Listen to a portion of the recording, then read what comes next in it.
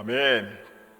오늘 마태복음 21장은 예수님께서 이제 사역의 마지막에 이르실 때의 모습입니다.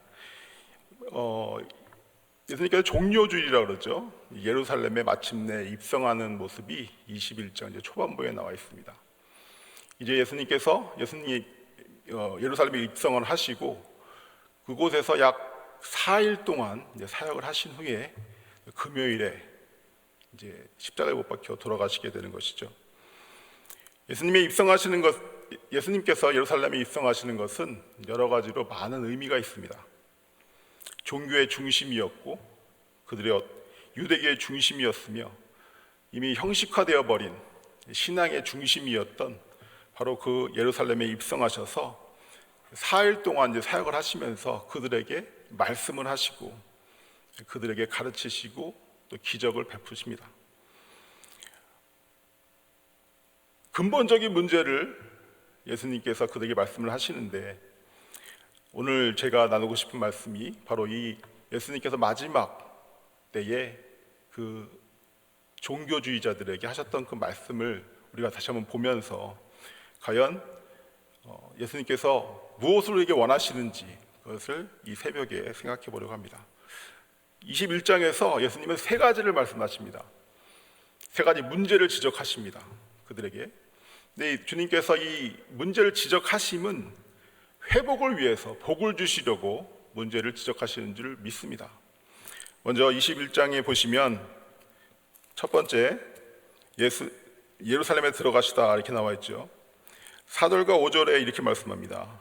이는 선지자를 통하여 하신 말씀을 이루려 하심이라. 일렀으되 시온 딸에게 이르기를 내 왕이 내게 임하니 그는 겸손하여 나귀 곧 멍에 매는 짐승의 새끼를 탔도다 하라. 이것은 스가랴 9장 9절의 말씀이죠. 또한 이사야서 62장 11절에 나와 있는 말씀, 이 메시아의 오심을 예언하는 그 말씀이 이루어진 것을 나타냅니다. 정말로 우리 예수님은 나귀를 타시고 겸손한 왕이 되셔서 예루살렘에 이제 입성을 하시죠. 그리고 이제 그곳에서 말씀을 하십니다. 첫 번째 제가 오늘 여러분에 나누고 싶은 이 말씀은 첫 번째 우리 주님께서는 그들에게 예배의 회복을 명령을 하십니다. 12절부터 보시면 성전을 청소하시는 예수님의 모습이 나오는데 그때에 이 성전이 강도의 소굴이 되어 있었습니다. 기도하는 집으로 주님께서 이 성전을 만드셨는데 강도의 소굴이 되어 있었습니다. 이 성전은 하나님과 그들의 백성이 만나는 예배의 장소였는데 그렇지 못하고 이 성전이 장사하는 자들의 소굴이 되었다는 거죠. 거기 보시면 13절에 이렇게 말씀합니다. 그들에게 이르시되 기록된 바 내 집은 기도하는 집이라 일컬음을 받으리라 하였거늘 너희는 강도의 소굴을 만드는도다 하시리라. 형식만 남은 예배의 모습을 그들에게 말씀하고 계십니다. 드리는 자들의 편의를 위해서 시장이 되어버린 성전, 또 그 편의를 이용해서 장사를 하는 종교 지도자들, 그들을 보면서 이렇게 꾸짖으시는 것이죠.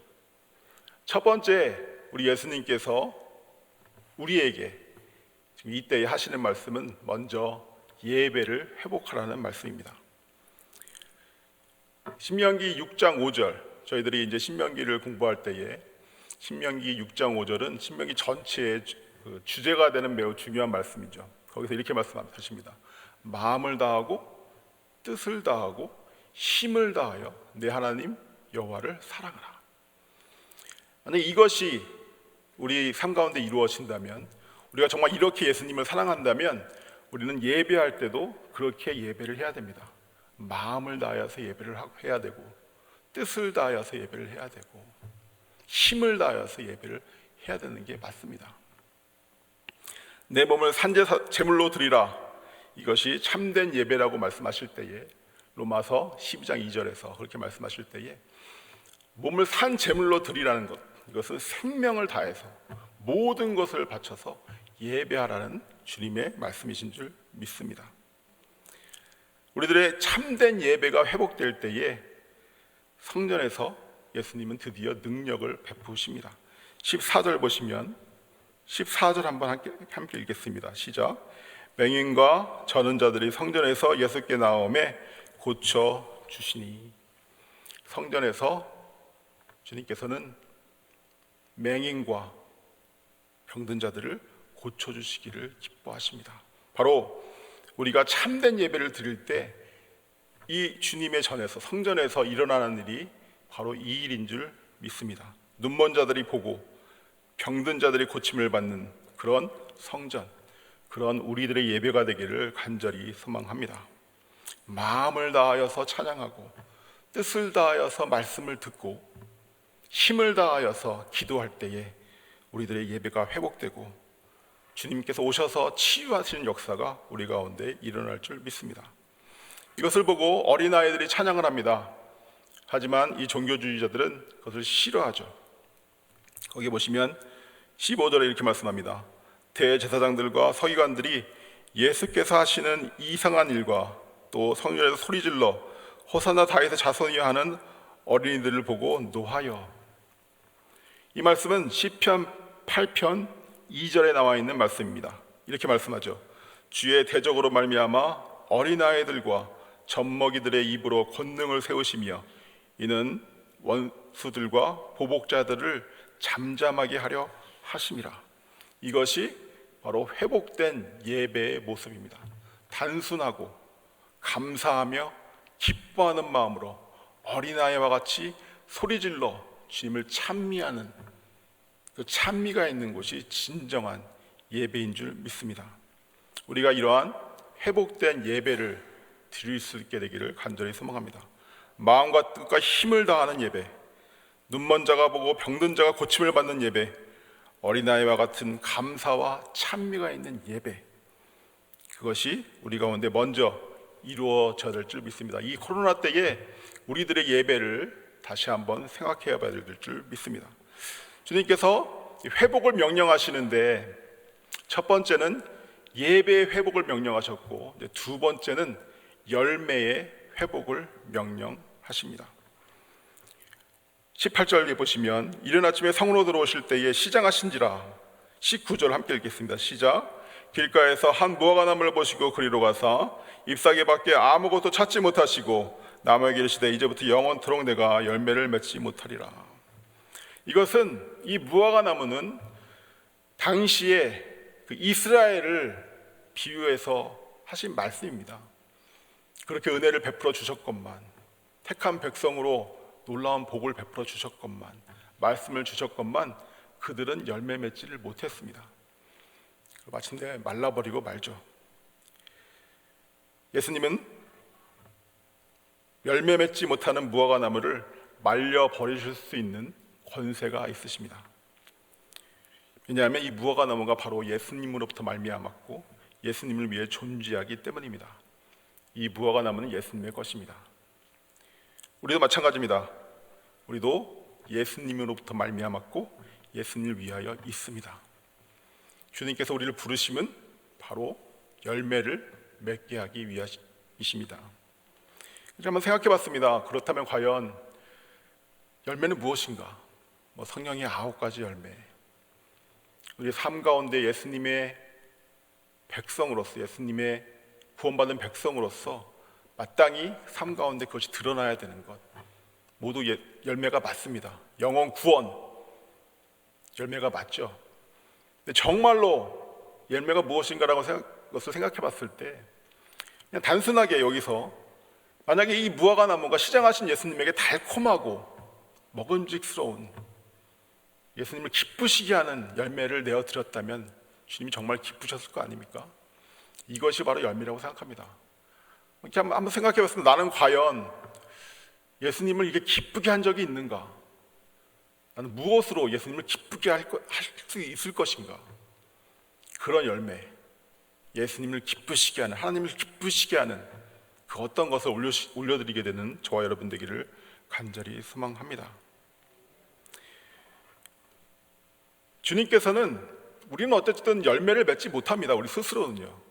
하나님께서 오는 생명을 가지고 하나님의 능력으로 열매를 맺는 것이죠. 결국 믿음의 기도를 통해서 우리는 열매를 맺을 수밖에 없습니다. 이들이 열매를 맺지 못했던 이유는 결국 그들의 예배가 무너져 있었기 때문입니다. 하나님을 전적으로 신뢰하고 그래서 믿는 기도를 드리지 못했기 때문에 열매가 없었던 것이죠. 바로 그 위에 나와 있는 예배가 무너졌기 때문에 열매를 맺을 수가 없었던 것입니다. 21절 함께 읽겠습니다.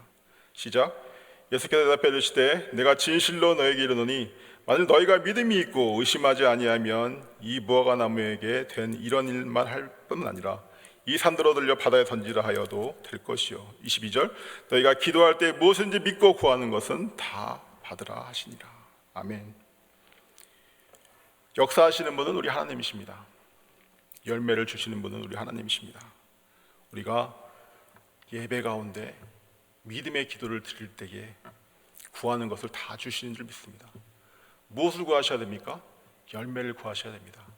하나님을 내가 어떻게 하면 기쁘게 할 수 있습니까?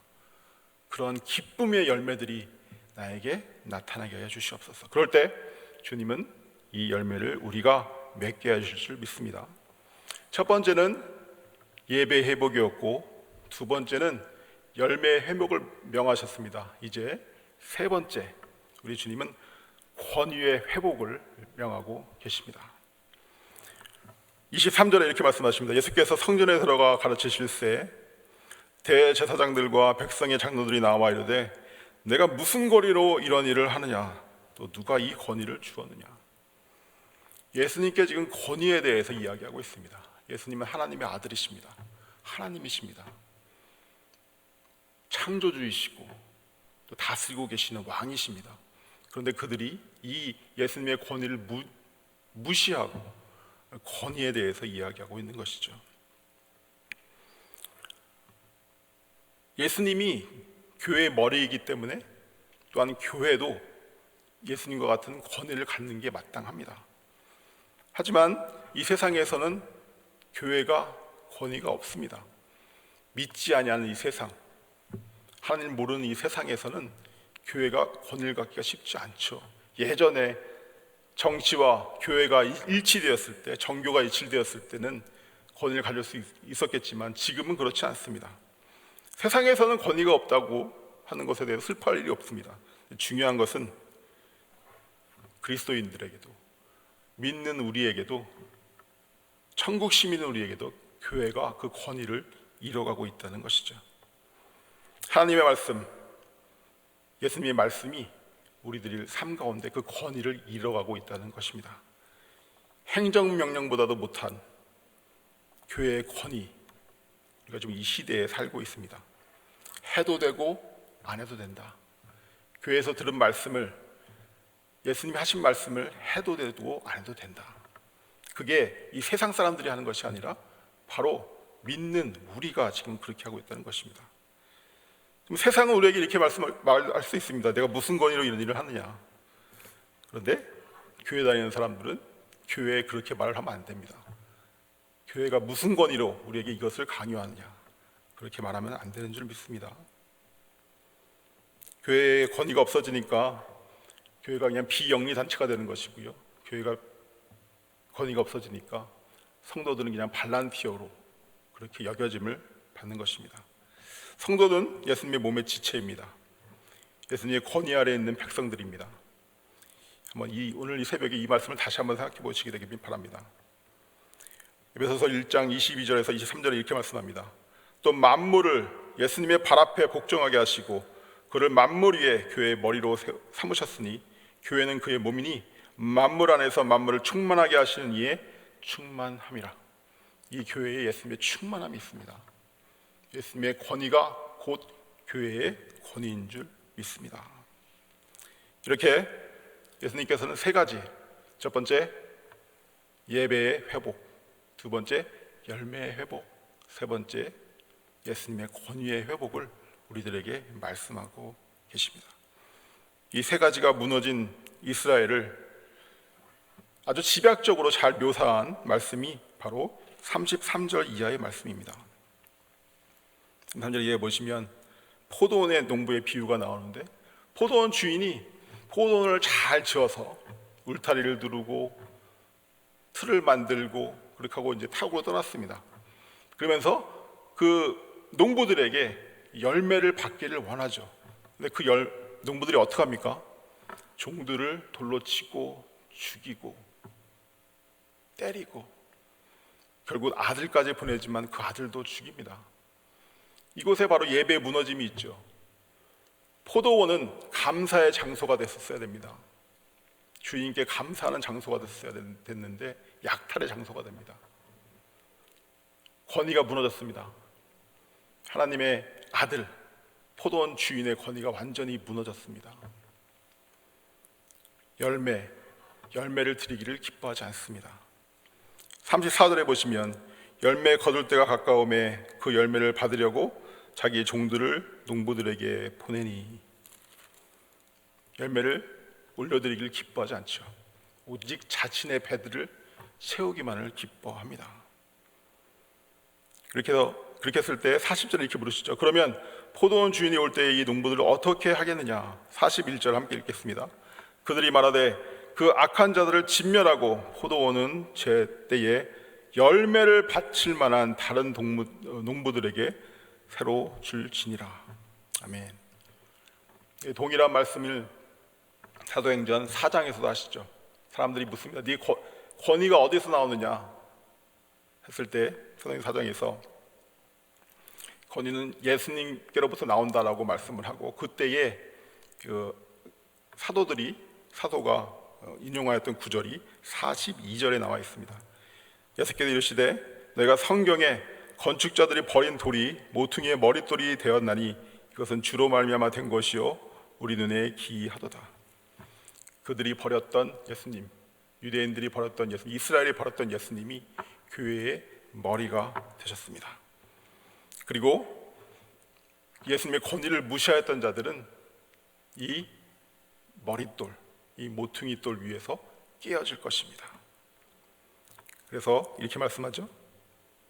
44절에 그 돌 위에 떨어지는 자는 깨어지겠고 그 돌이 사람 위에 떨어지면 그를 가루로 만들어 흩으리라 하시니. 아멘. 오늘 이 새벽에 우리 예수님께서 이 21장의 말씀을 통하여서 우리들에게 세 가지의 회복의 명령을 하고 계십니다. 첫 번째, 예배를 회복하라. 두 번째, 나를 기쁘게 할 열매를 회복하라. 세 번째, 권위를 회복하라. 예수 그리스도의 말씀의 권위, 예수님이 교회의 머리이시고 주인이시니 이 교회 안에서 예수님의 권위를 회복하라고 말씀하고 계십니다. 오늘 이것을 기도하게 되시기를 바랍니다. 주님, 우리에게 예배의 회복이 일어나게 해 주시옵소서. 열매의 회복이 일어나게 해 주시옵소서. 권위의 회복이 일어나게 해 주시옵소서. 이것을 기도하시는 이 새벽 되시기를 소망합니다. 함께 기도하시겠습니다. 주님, 아버지의 집은 기도하는 집이라 하셨습니다. 마음과 뜻과 힘을 다하여 사랑한다면 우리가 또한 마음과 뜻과 힘을 다하여 예배하게 하여 주시옵소서. 주님, 우리의 예배를 회복하게 하여 주시옵소서.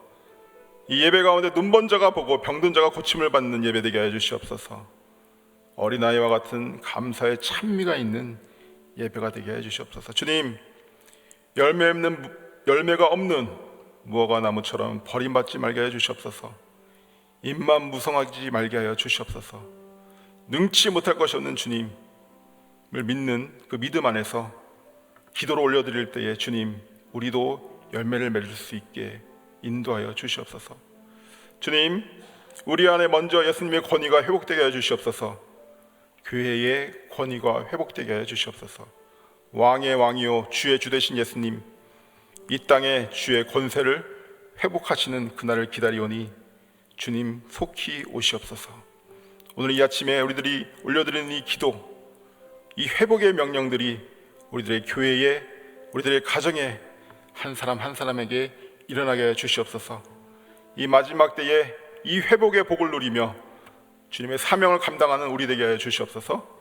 감사드리며 우리 구주 예수 그리스도의 이름으로 함께 기도합니다. 아멘. 함께 주님의 이름으로 기도하며 나아갑니다. 주의 이름 부릅니다. 주여, 주여, 주여.